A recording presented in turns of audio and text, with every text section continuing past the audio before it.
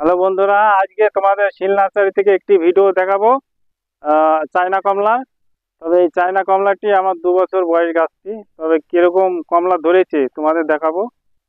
খুব ভালো কমলা ধরেছে, থোকা থোকা, এত সুন্দর কমলা ধরেছে। তোমাদের দেখলে তোমরা সবারই ভালো লাগবে আশা করি।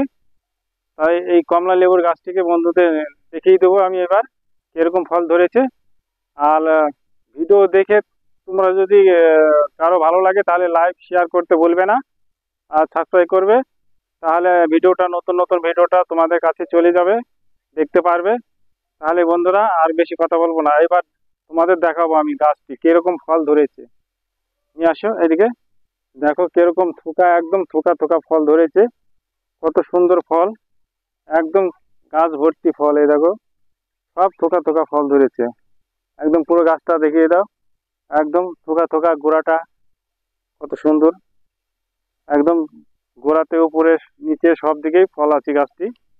তাহলে বন্ধুরা তোমাদের গাছটি দেখিয়ে দিলাম কিরকম ফল ধরেছে চায়না কমলা। আর এরকম কমলার চারা তোমরা যদি নিতে চাও তাহলে শিল নার্সারিতে পেয়ে যাবে, যোগাযোগ করবে, স্ক্রিনে নাম্বার দেওয়া থাকবে, এই নাম্বারে যোগাযোগ করবে, আমার সাথে কন্ট্যাক্ট করবে।